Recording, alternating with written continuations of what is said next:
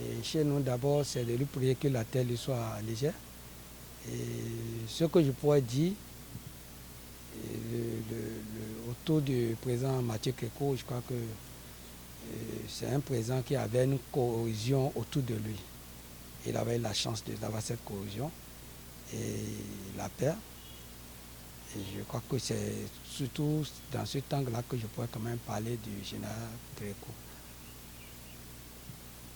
Tout le monde, tous les acteurs politiques étaient autour de lui parce qu'il a cette force-là de pouvoir rassembler tout le monde du nord au sud qui l'accompagnait dans ses actions en ce moment.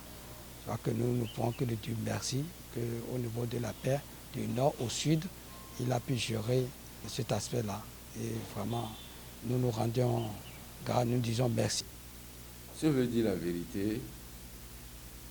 Le général Mathieu Kékou,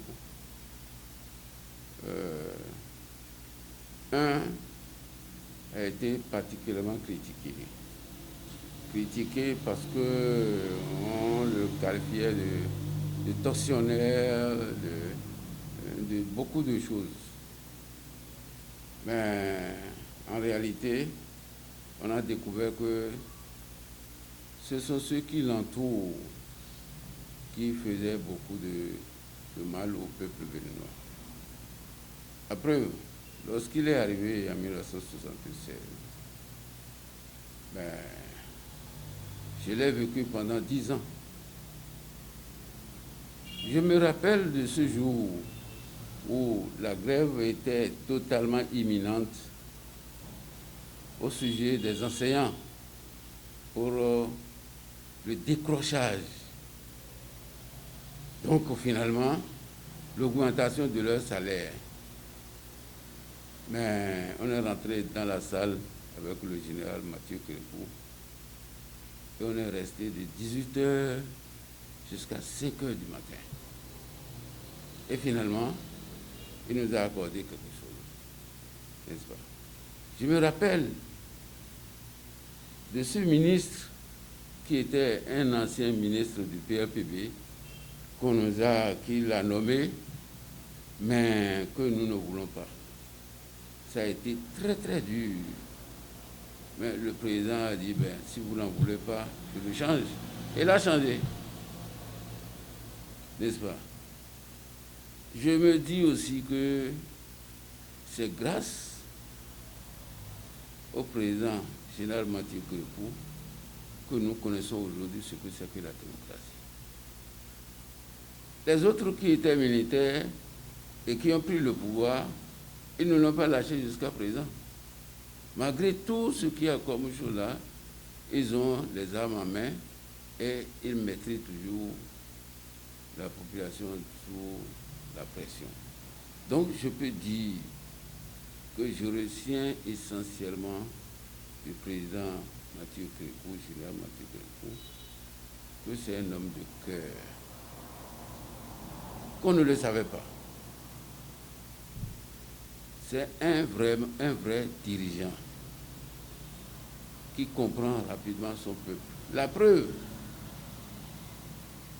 vous savez, en 2015, quand il s'était agi de la révision de la Constitution,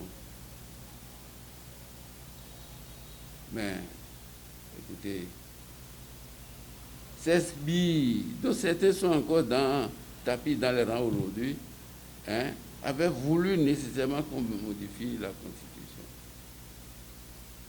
Mais c'est un public qui les a dénoncés pour dire que lui, il a été élu une première fois.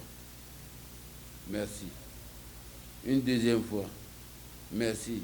Ceux qui l'entourent là, qui veulent profiter de lui pour faire chose, ça ne dépend que d'eux. Donc il les a livrés et la tension s'est baissée très rapidement.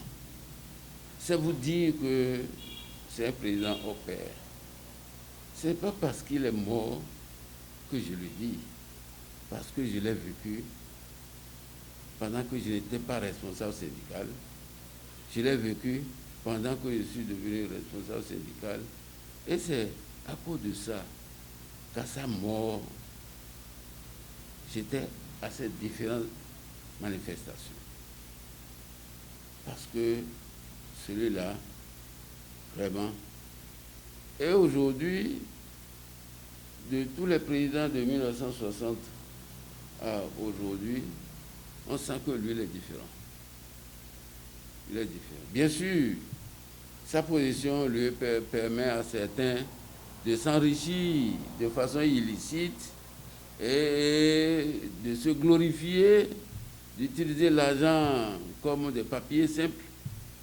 Mais avouons qu'il a mené la paix dans notre pays. Donc, je ne peux que lui rendre un hommage mérité. Dommage, il est déjà parti. Dommage, il devait rester encore un peu en vie pour des conseils utiles, conseils de sagesse. Conseils de sagesse pour les anciens présidents, conseils de sagesse pour même l'actuel président, et ainsi de suite. Et on va constater que c'est l'homme du peuple.